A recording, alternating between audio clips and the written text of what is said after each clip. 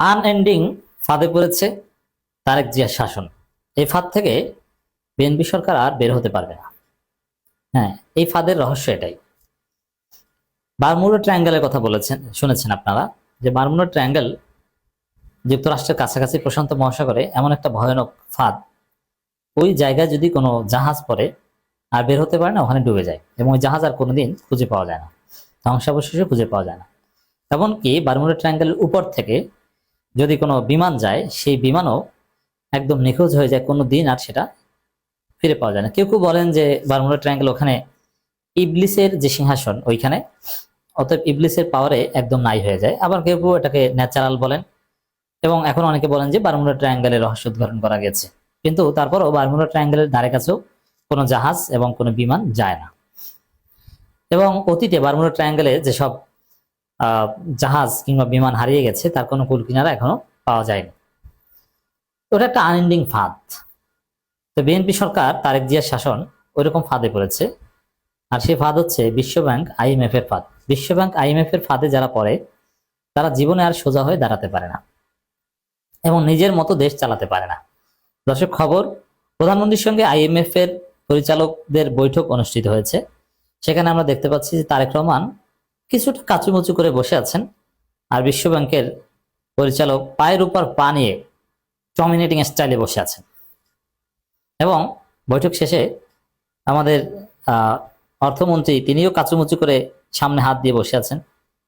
অর্থমন্ত্রীর যে বক্তব্য বৈঠক শেষে, সেটাও হতাশাজনক, যে IMF ডমিনেট করছে। বাস্তবতা হচ্ছে যে বাংলাদেশের রিজার্ভ নাই, এবং বিএনপি সরকার যে দুর্নীতি, যে অপকর্ম শুরু করেছে, যাতে এক পর্যায়ে প্রবাসীরা রেমিটেন্স পাঠানো বন্ধ করে দিতে পারে। কারণ জুলাই সনদ বা এগুলো নিয়ে নাটক করলে রেমিটেন্স পাঠাবে না। এবং পৃথিবী এক কঠিন বাস্তবতার মধ্যে পড়েছে। এখানে অনিবার্যভাবে এর একটা প্রভাব বাংলাদেশের উপর পড়বে। এতে এখন পর্যন্ত বিএনপি সরকার ক্ষমতায় এসে এক জায়গার টাকা আর এক জায়গায় নিয়ে প্রচুর টাকা অপচয় করেছে। বিশেষ করে ফ্যামিলি কার্ডে প্রচুর টাকা অপচয় করেছে। এমনকি জরুরি প্রয়োজনে রাষ্ট্রের ত্রাণ তহবিলে যে টাকা ছিল, এগুলো দিয়ে বিএনপি ছাত্রদলকে ঈদ সালামি দিয়েছে তারেক রহমান। তছনছ করে ফেলেছে রাষ্ট্রীয় অর্থ। কিন্তু এক পয়সা ইনকাম জেনারেটিং কোনো কাজ বিএনপি সরকার করতে পারেনি। রিজার্ভের টাকা, জমার টাকা ভেঙে খাওয়ার মতো অপ্রয়োজনীয় নন প্রোডাক্টিভ কাজ অনেক করে। যেমন এই যে ফ্যামিলি কার্ড, এটা 100% নন প্রোডাক্টিভ কাজ। ফ্যামিলি কার্ডে আপনি যদি 35,000 কোটি টাকা খরচ করেন বছরে, আপনি 4 আনা লাভ পাবেন না, পুরোটাই লস। 35,000 কোটি টাকা খরচ করে পদ্মা সেতু বানালে তো টোল পাওয়া যাবে, কোটি কোটি টাকা টোল পাওয়া যায়, হাজার কোটি টাকা, এবং এক পর্যায়ে 35,000 কোটি টাকা থেকে আরো 35,000 কোটি টাকা লাভ হবে, টাকা সব উঠে যাবে। এমনকি লোন নিয়ে পদ্মা সেতু বানালে ওই লোনের টাকা টোলের টাকা দিয়ে শোধ করা যায়। কিন্তু ফ্যামিলি কার্ডের কাছে যদি আপনি বছরে 35,000 কোটি টাকা খরচ করেন, আপনি 4 আনা লাভ পাবেন না। আপনি এইভাবে টাকা ধ্বংস করছেন, কিন্তু ইনকাম করতে পারছেন না এক পয়সাও। তাতে রাষ্ট্রীয় কোষাগার শূন্য হয়ে যাচ্ছে। এখন বিএনপি সরকার IMF এর হাত পা ধরা শুরু করেছে। আর IMF এমন চিজ, দেখেন, যুক্তরাষ্ট্র, ওয়ার্ল্ড ব্যাংক, IMF, জাতিসংঘ, ব্রেটেন উডস, এই যে নেক্সাস, জাতিসংঘ হচ্ছে যুক্তরাষ্ট্র, ওটা আলাদা কিছু না। আর ওয়ার্ল্ড ব্যাংক, IMF, এটা পুরোটাই হচ্ছে যুক্তরাষ্ট্র, আমেরিকা। এবং এই যে নেক্সাস, এরা হচ্ছে একটা প্রতারক নেক্সাস, এবং এরা ব্যর্থতার কাছাকাছি চলে এসেছে। এরা পৃথিবীতে নেতৃত্ব দিত, এবং বিশ্বব্যাংকই অল ইন অল ছিল। IMF-ই মনিটারি পলিসি সব ঠিক করে দিত, কোন স্ট্যান্ডার্ড চলবে, গোল্ড স্ট্যান্ডার্ড উধাও হয়ে যাবে, ওগুলো সব বিশ্বব্যাংক IMF করেছে। কিন্তু এটা কিন্তু এখন আর আশার আলো দেখাতে পারছে না। বরং চীন, রাশিয়া বা আরো অনেক দেশ, এমনকি ভারতও আছে, তুরস্ক, অনেক দেশ মিলে বিশ্বব্যাংকের বিকল্প আলাদা ব্যাংক প্রতিষ্ঠা করেছে, এবং ওয়ার্ল্ড ব্যাংকের বিকল্প আলাদা এরকম একটা প্রতিষ্ঠা করেছে। এখন পর্যন্ত সারা পায়নি, কিন্তু অদূর ভবিষ্যতে, যেমন একসময় ছিল ওয়ারশো প্যাক্ট, মিলিটারি ট্রিটি, সোভিয়েত ইউনিয়ন ভুক্ত দেশগুলোর বা সোভিয়েত ইউনিয়ন এলাই যারা, ওয়ারশো প্যাক্টের বিপরীতে যুক্তরাষ্ট্র বলয় বা পশ্চিমারা তৈরি করেছে ন্যাটো। ওয়ারশো প্যাক্ট কালের বিবর্তনে হারিয়ে গেছে, আর ন্যাটো কিন্তু এখনো আছে, এবং ন্যাটোই সবচেয়ে largest military organisation of the world. এখন ওয়ার্ল্ড ব্যাংক, IMF এগুলো আছে, প্রতিষ্ঠিত হয়েছে। তার বিপরীতে নিউ ডেভেলপমেন্ট ব্যাংক প্রতিষ্ঠা করেছে চীন, রাশিয়া, ভারত মিলে আরো অনেকে, ব্রাজিল, এবং তাদের ক্যাপিটাল কিন্তু অনেক। তো একদিন এশিয়া নিউ ডেভেলপমেন্ট ব্যাংকের কাছে ওয়ার্কশপ প্যাক্টের মতো করে হারিয়ে যাবে বিশ্ব ব্যাংক, উল্টে যাবে। এবং পৃথিবীতে এরকম একটা সাইকেল থাকে, সে সাইকেল পূর্ণ হওয়ার সময় এসেছে, চক্রে হারিয়ে যাবে বিশ্ব ব্যাংক, আইএমএফ। এরা এমনিতেই ধ্বংসের কাতারে আছে। এই যে দেখছেন যে ট্রাম্পের থিওরি এখন আর কাজ করছে না, চাপাবাজি করে পরের দিনেই পিছু হটতে হয়, যে এই করব সেই করব, একদম ধ্বংস করে দেবে ইরান।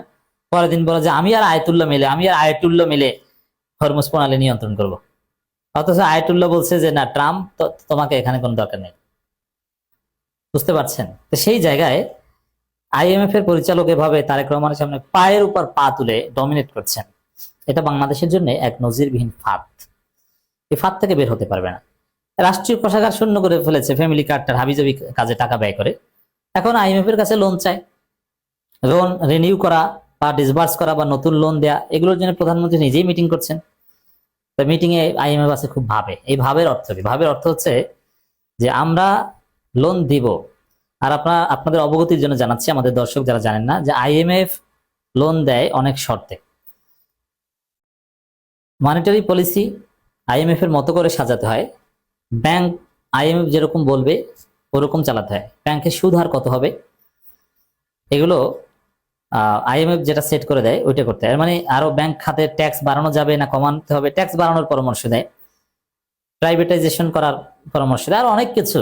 মানে পুরো আর্থিক খাত, ব্যাংকিং সেক্টর, মনিটারি সেক্টর থেকে শুরু করে পুরো আর্থিক খাত, ওই আইএমএফ, ওয়ার্ল্ড ব্যাংক, আমেরিকার কথায় যেরকম সংস্কার করতে বলে, ট্যাক্স বাড়ানো থেকে শুরু করে নানান কিছুতে, ভ্যাট বাড়ানো, ডিউটি বাড়ানো, এক্সাইজ ডিউটি, আবগারি শুল্ক ইত্যাদি ইত্যাদি নানান ক্ষেত্রে ওইভাবে সংস্কার করতে হয়। সংস্কারের গ্যারান্টি দিলে বা সংস্কার করার পরে তারা টাকা দেয়। আইএমএফ, ওয়ার্ল্ড ব্যাংক এরকম শর্ত ছাড়া টাকা দেয় না। এই জন্য এটা একটা ফাঁদ।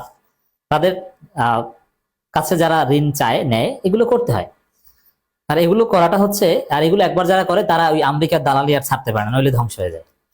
আর এখন সমস্যা হচ্ছে তাদের কাছে বেশি টাকাও নেই, অল্প কিছু দিতে পারে, কিন্তু আপনার অর্থনীতি তাদের উপর নির্ভরশীল করে সাজিয়ে নেবে। তা আপনি বেকায়দায় পড়বেন, আপনি চীনের কাছে যেতেও পারবেন না। এখন অবস্থা হচ্ছে এমন যে আমেরিকা, আইএমএফ, ওয়ার্ল্ড ব্যাংকের কথা অনুযায়ী আপনার আর্থিক ব্যবস্থাপনা সাজাতে হবে বিএনপি সরকারের। কিন্তু দিন শেষে ওরা যা টাকা দিবে তাতে আপনার পানি গরম হবে না।